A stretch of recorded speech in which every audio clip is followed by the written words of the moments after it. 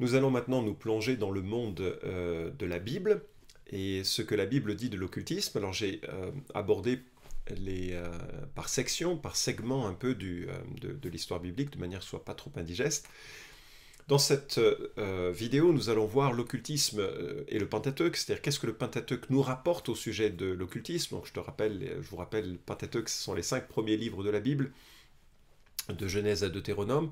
On a à la fois des récits, notamment le livre de Genèse, Exode également, et puis aussi des lois, et nous allons percevoir un petit peu ce qu'il en est de ce sujet dès le début de notre humanité. Quand Dieu se révèle à Abraham, il est dans un contexte polythéiste, occulte très nettement, manifestement. Soudainement, il découvre ou il croit en un Dieu unique, créateur, mais on voit que ça prendra du temps pour que lui et sa famille admettent un petit peu la conception du monde qui est associée avec ce Dieu qui se révèle.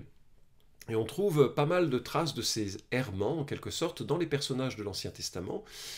Et on voit que c'est pas encore très très clair ce qui se passe, et on voit aussi que Dieu navigue avec tendresse aussi, avec ces personnages qui ne savent pas toujours exactement comment se comporter. Alors les premiers indices en Genèse, on voit Rachel qui veut les mandragores du fils de Léa, car elle croit que cela lui permettra de tomber enceinte. C'est en Genèse chapitre 30, versets 14 à 24.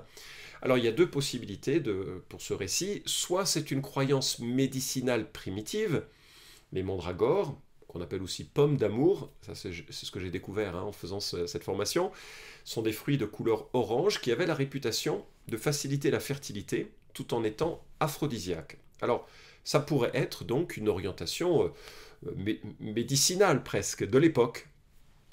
Ou bien ce serait une croyance dans un pouvoir vital associé à cette plante, et auquel cas on serait plus proche de la magie, de la sorcellerie, de l'occultisme, et on pourrait voir ici une forme de superstition au moins, ou peut-être de sorcellerie. Dans le même chapitre, Laban apprend par divination, chapitre 30, verset 27, qu'il est béni à cause de Jacob. Bon.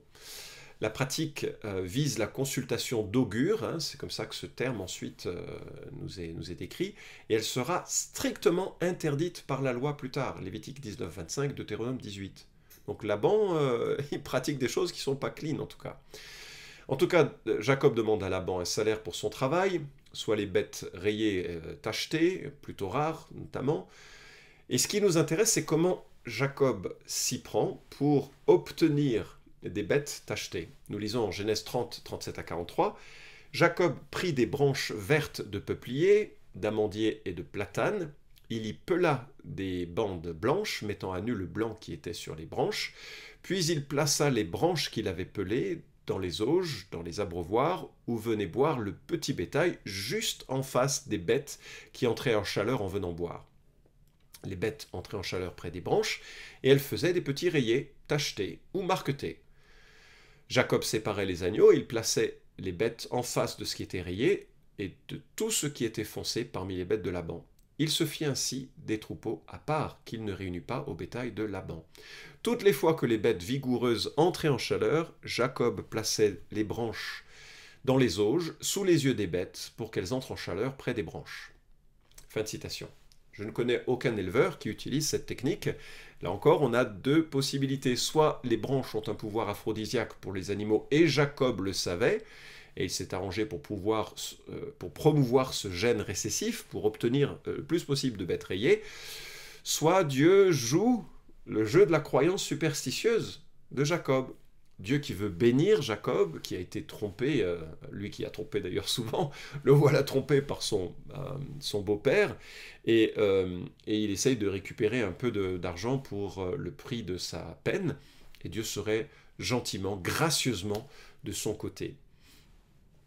Quelque temps plus tard, Dieu s'est manifesté à Jacob, Jacob s'est réconcilié avec son frère, et nous lisons en Genèse 35, Dieu dit à Jacob, « Lève-toi, monte à Béthel et habite-y, là tu feras un autel au Dieu qui t'a paru lorsque tu étais en fuite devant ton frère Ésaü. » Jacob dit à sa famille et à tous ceux qui étaient avec lui, et c'est ça qui nous intéresse, « ôtez les dieux étrangers qui sont au milieu de vous, purifiez-vous et changez de vêtements. » Donc, on est là devant cette réalité qu'un certain nombre de membres de la famille de Jacob, de son clan, pratiquaient l'idolâtrie, peut-être avaient même un certain nombre d'amulettes. Pourquoi on le sait? Ils devaient se débarrasser de leurs boucles d'oreilles. C'est ce que nous lisons un petit peu plus tard. Et ces boucles d'oreilles, on se dit, mais pourquoi on les enlève? Parce que la Bible n'est absolument pas contre des parures qui embellissent la vie. On voit plusieurs femmes, et c'est totalement souligné avec beauté. C'est vrai que ça ne doit pas être excessif. 1 Timothée 2 nous le rappelle, mais néanmoins, il n'y a rien de malsain ou de néfaste avec ce genre de choses en elles-mêmes. Mais il est probable, et c'est Junger qui le suggère, que les boucles d'oreilles pouvaient être des amulettes, c'est-à-dire des objets que l'on considérait protecteurs de mauvais esprits, ou bien capables de garantir la santé, la bénédiction et tout ça. Donc on a des traces de superstition et d'occultisme au sein de la famille de Jacob. Joseph, bien plus tard, en Égypte, faisait au moins croire qu'il utilisait une coupe pour prédire l'avenir. Technique éminemment occulte, c'est ce que nous rapporte Genèse 44. Ils étaient sortis de la ville et n'en s'étaient guère éloignés, lorsque Joseph dit à son intendant, « Lève-toi, poursuis ces gens et rattrape-les. Tu leur diras, « Pourquoi avez-vous rendu le mal pour le bien? N'est-ce pas dans cette coupe que boit mon Seigneur, et avec elle qu'il devine l'avenir? Vous avez mal fait d'agir ainsi. » Vous vous souvenez du contexte, hein? Joseph trompe ses frères pour aussi les...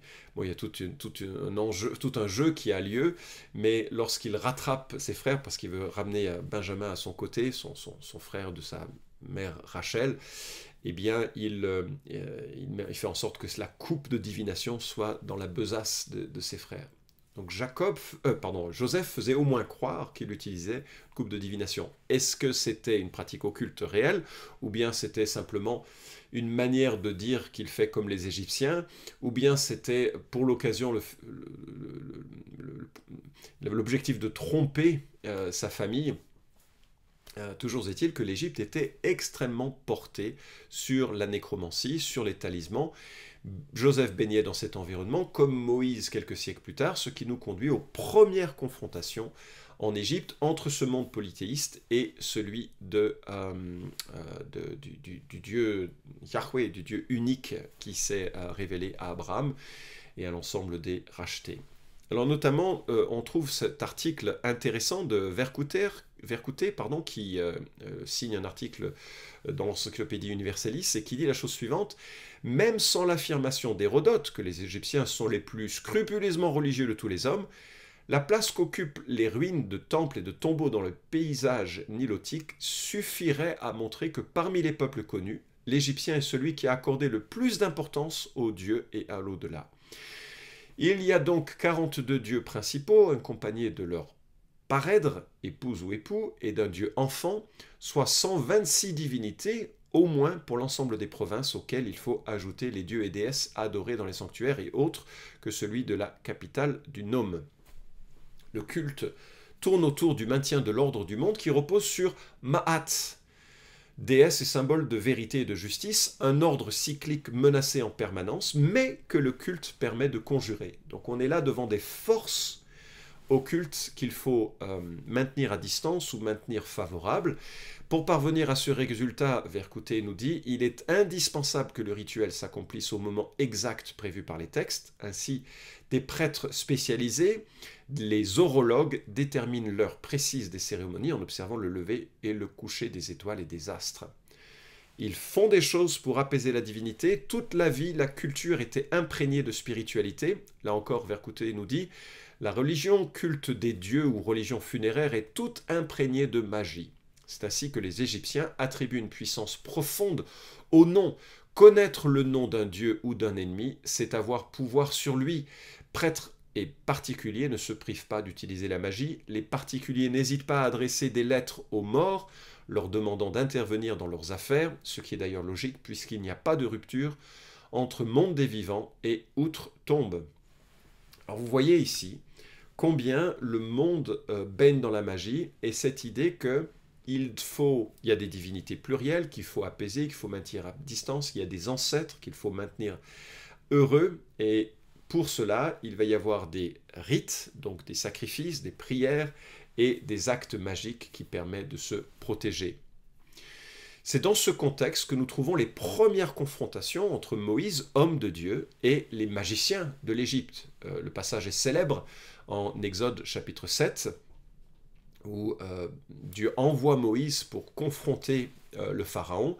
Et l'Éternel dit à Moïse et à Aaron, « Si le Pharaon vous parle et vous dit « Faites un prodige », tu diras à Aaron, « Prends ton bâton, jette-le devant le Pharaon, cela deviendra un reptile. » Moïse se rendit avec Aaron auprès du Pharaon, et ils agirent comme l'Éternel l'avait ordonné. Aaron jeta son bâton devant le Pharaon et devant ses serviteurs, et cela devint un reptile. Mais le Pharaon appela des sages et des sorciers, et les magiciens d'Égypte, eux aussi, en firent autant, par leurs pratiques occultes. Tous ils jetèrent leurs bâtons, qui devinrent des reptiles. Mais le bâton d'Aaron engloutit leur bâton. Texte extraordinaire, n'est-ce pas? Alors déjà, vous avez une pratique surprenante, un bâton qui devient un serpent. Ne faites pas ça à la maison, c'est dangereux si vous réussissez, et de toute façon, ça ne viendra pas forcément de Dieu, comme c'est le cas ici dans notre récit. C'est un moment unique dans l'histoire de la rédemption. Il y a une confrontation entre Moïse, homme de Dieu, qui doit démontrer la légitimité de son appel et de ce nouveau message qui va bientôt arriver avec la loi qui sera donnée à ce peuple. Il doit être validé en tant qu'homme légitime, et ce sont les miracles qui vont l'attester, comme ce sera d'ailleurs plus tard le cas d'Élie et d'Élisée, ce sera également le cas avec Jésus et les apôtres. Ne nous emballons pas, nous restons ici sur Exode, et qu'est-ce que l'on voit donc? On voit que Dieu fait quelque chose qui ne semble pas trop blesser, heurter la sensibilité de nos amis les Égyptiens. Même ils sont habitués à ça, au point qu'ils font la même chose et réussissent. Encore une fois, ce n'est pas parce qu'il y a quelque chose qui a lieu, que ça vient de Dieu ou que ça vient du diable, les choses peuvent être très très parallèles. C'est ce que nous voyons dans cette situation. Ce que je remarque par contre, c'est que le bâton d'Aaron engloutit leur bâton. Quelque part, le doigt de Dieu sera toujours supérieur, plus fort, plus puissant, plus majestueux, plus... notre Dieu règne, il est grand et puissant. Confrontation surprenante qui montre le pouvoir réel de certaines pratiques occultes et en même temps le pouvoir supérieur de la puissance de Dieu. Et puis on a aussi les plaies. La première plaie, alors je ne vais pas lire l'ensemble des textes, parce que ça prendrait trop de temps, mais vous pouvez lire ce qui nous est proposé en Exode, chapitre 7, chapitre 8. La première plaie, l'eau qui est changée en sang, l'eau du Nil qui est changée en sang, les magiciens d'Égypte, chapitre 7, verset 22, en firent autant par leurs pratiques occultes. Le cœur du Pharaon s'endurcit. Donc, c'est surprenant, ils rajoutent du mal au mal, c'est pas vraiment une bonne chose, mais on voit qu'il y a une certaine course-poursuite entre ce que Dieu fait au travers de Moïse et ce que les magiciens réalisent. Il y a vraiment une puissance qui se manifeste. Deuxième plaie, étends ton bâton sur les rivières, fais monter les grenouilles. Les magiciens, Exode 8, 3, en firent autant par leurs pratiques occultes. Ils firent monter les grenouilles sur le pays d'Égypte. Là encore, ils font la même chose. Moïse fait par Dieu un miracle de cette pestilence, cette plaie qui arrive sur les Égyptiens, mais les magiciens font la même chose. Ils le font pour la première plaie, ils le font pour la deuxième plaie, mais ils n'arrivent pas à le faire pour la troisième plaie. Chapitre 8, verset 14, les magiciens employèrent leurs pratiques occultes pour produire les moustiques, mais ils ne le purent pas. Les moustiques étaient sur les hommes et sur les bêtes. Alors les magiciens dirent au Pharaon, « C'est le doigt de Dieu !» Le cœur du Pharaon s'endurcit. Donc nous voyons qu'il y a quand même une limite à la capacité des sorciers, des magiciens. Ils ne peuvent faire qu'un certain nombre de choses. Et pour le coup, ils n'arrivent pas à ôter ces plaies, mais ils en ajoutent pour les deux premières, et à un moment donné, le doigt de Dieu se révèle, se manifeste, et là, ils sont obligés de reconnaître qu'ils sont battus par le Dieu d'Israël. Il est probable que les Égyptiens aient vu dans ces plaies une forme d'attaque de leur propre divinité, parce que c'était des divinités attachées à la nature. L'archéologue Hort remarque, c'est ainsi que la première plaie sur le Nil pouvait être perçue comme une atteinte à Khnum, gardien du Nil, et pour Osiris, dont le sang était le Nil. Quand le soleil a été voilé avec la 9e plaie, cela a pu être interprété comme une attaque sur Ré, Atum ou Horus, tous perçus comme des dieux soleil. En tout cas, l'imitation magique est possible. Ils ajoutent aux souffrances. Les magiciens peuvent réaliser un certain nombre de plaies et de miracles, mais pas plus. Ils ne peuvent pas les ôter. Les ôter. Le doigt de Dieu est supérieur. On continue dans dans notre pérégrination, notre accompagnement du peuple d'Israël, et l'épisode du veau d'or en Exode 32 nous montre toute la vitalité, hélas, de l'idolâtrie égyptienne, dont l'image est celle du dieu Apis. C'est ça que le veau d'or qui va être réalisé. Et les bijoux des Israélites pouvaient là encore être perçus comme des amulettes. Aaron a peut-être cru, et peut-être il était naïf, on ne sait pas, qu'il ne faisait que fabriquer un piédestal pour le Dieu invisible, et puis que ça a tourné à l'immoralité et à l'idolâtrie.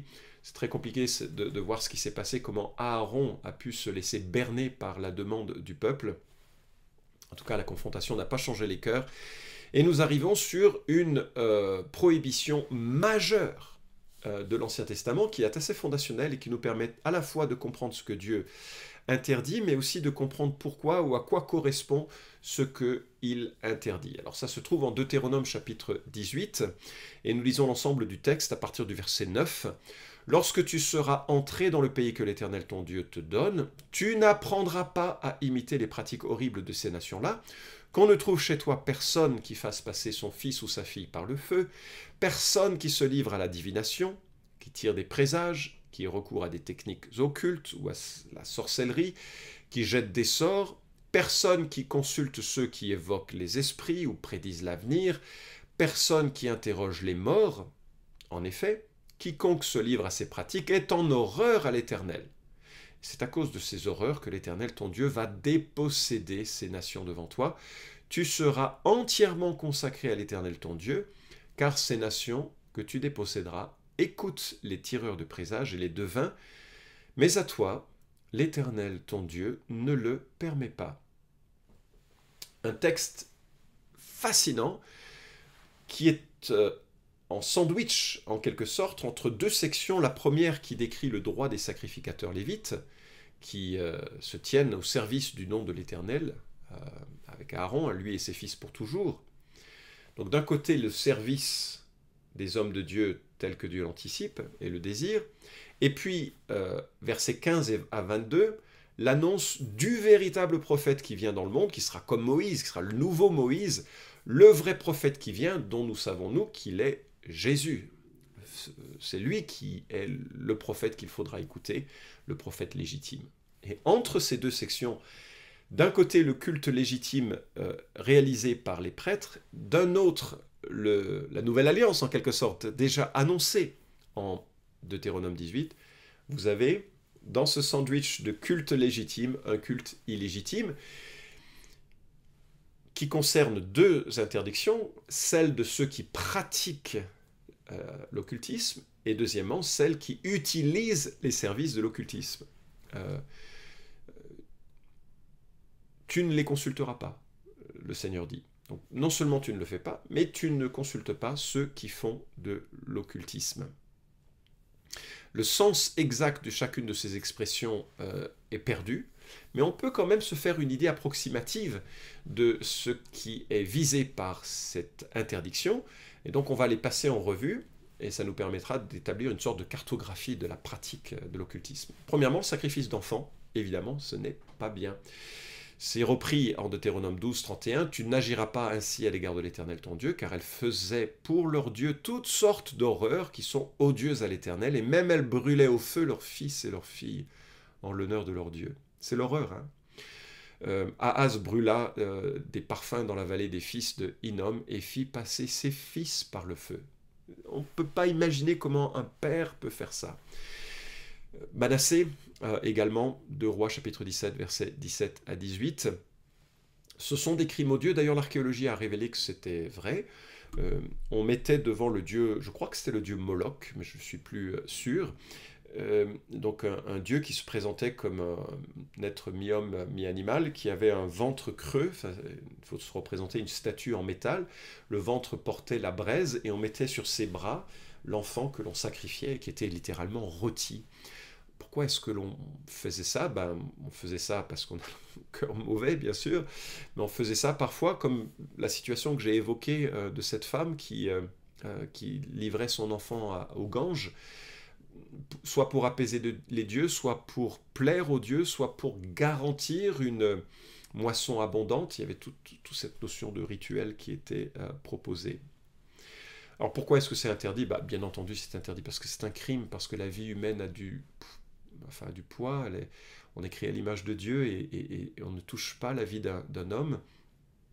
Mais aussi et probablement qu'il faut voir une forme de substitution des prérogatives divines, parce que dans quelques siècles, Dieu va sacrifier un être humain pour couvrir le péché des hommes. Je parle ici de Jésus qui meurt en sacrifice pour nos péchés. Lui va porter le courroux et la colère de Dieu pour que nous puissions être pardonnés de nos péchés. Sans ce sacrifice, il n'y a pas de pardon, mais il y a une mimique grossière, violente et détestable de ce sacrifice légitime de Jésus dans la pratique occulte qui consiste à sacrifier ses enfants. La pratique a existé dans de nombreuses civilisations, hélas, elle existe encore aujourd'hui.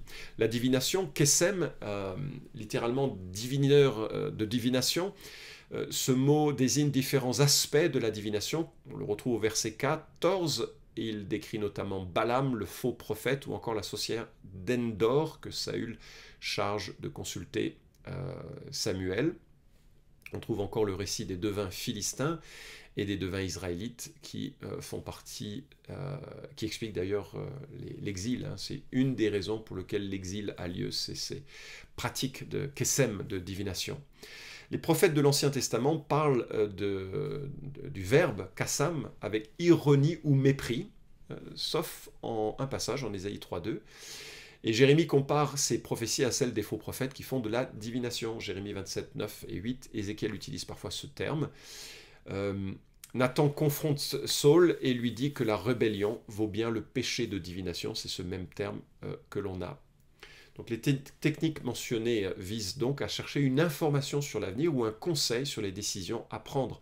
Les formes contemporaines de cette pratique pourraient être la lecture du marc du café ou différents rituels plus ou moins superstitieux pour obtenir des informations. Tirer des présages, Anan, en lien ou en assonance avec le terme nuage, donc c'est quelqu'un qui observe les temps, qui pratique la sorcellerie ou le spiritisme. Là encore, c'est difficile de savoir exactement ce dont il s'agit.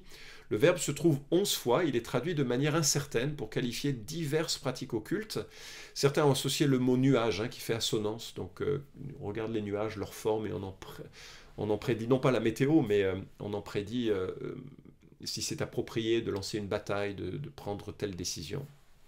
Donc c'est peut-être une technique de divination à partir des nuages, ou bien c'est une technique qui est liée à l'astrologie, on essaye de comprendre peut-être ce que le ciel nous rapporte. D'autres ont pensé que ça désigne une technique où on rentre dans une forme de transe et on répète les mots anan, anan, anan, anan, anan, un peu comme ce que Jésus reproche aux prières païennes dans le Sermon sur la montagne, où il interdit les prières à répétition. Probablement qu'il invente un mot, Jésus, un mot grec, batalogéo, dire bata, bata, bata, bata, bata, bata, bata, bata, bata, ce serait le même genre de choses. En fait, très souvent, les gens qui rentrent en transe se mettent à prononcer des syllabes ou des sons un peu comme ça à répétition, comme s'ils étaient à prier la divinité ou à apaiser la divinité. On retrouve là le péché aussi de Manassé, qui non seulement fait passer ses fils par le feu, mais qui tirait des présages, pratiquait l'occultisme et la sorcellerie, de Chroniques 33. La prohibition se retrouve également en Lévitique 19-26, vous ne mangerez rien avec du sang, vous ne vous livrerez pas à des pratiques occultes et vous ne tirerez pas de présages. Technique occulte donc, un autre thème, Nachash, chercher un signe, pratiquer la divination, ici technique occulte, encore une fois, on voit combien ce sont des mots qui sont des parapluies de tas de pratiques, donc il ne s'agit pas d'avoir une liste exhaustive, mais c'est intéressant d'observer que c'est ce mot qu'utilise Joseph pour signifier à ses frères qu'ils ne l'ont pas reconnu, qu'il a des capacités divinatoires. Il y a également le mot Keshef, la sorcellerie, c'est le mot principal pour la magie, sans que le terme soit parfaitement aligné avec la pratique actuelle. Mais le dictionnaire Lexham propose que c'est peut-être lié à la pharmacopée des herbes. C'est un peu le chaudron des sorciers, Et c'est certainement ce qui serait visé par la pratique dans le livre d'Astérix et Obélix, grande référence française. Un verbe que l'on retrouve à 6 reprises dans l'Ancien Testament. C'était la pratique des conseillers du Pharaon, qui se regroupent en castes de sages et de magiciens. Manassé, bien entendu, a pratiqué cet art, et puis Nebuchadnezzar fait appeler les magiciens, les astrologues, les sorciers, les Chaldéens, pour faire connaître au roi ses rêves, ce dont ils seront bien sûr incapables de faire. Jézabel était coupable de ces sortilèges, et Malachie promet de juger ces sorciers comme d'autres formes de péché. Malachie 3.5, je vous laisserai lire, mais Dieu vraiment est contre ces hommes qui font de la sorcellerie. Techniques occultes donc, mais également jeter des sorts, avec ce terme chavar, verset 11, chapitre 18. Le verbe nous parle ici de relier ou de coudre quelque chose, de s'allier, de se joindre à, de s'associer aux idoles.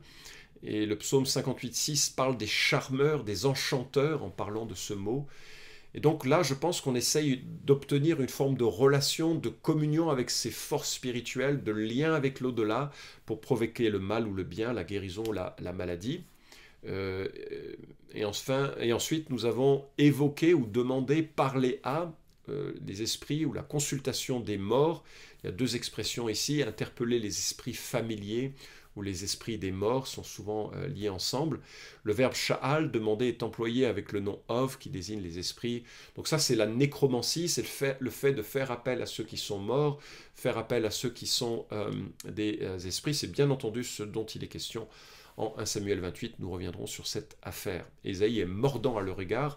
Si l'on vous dit consultez ceux qui évoquent les morts et ceux qui prédisent l'avenir, qui chuchotent en marmonnant, un peuple ne consultera-t-il pas son Dieu et s'adressera-t-il aux morts en faveur des vivants?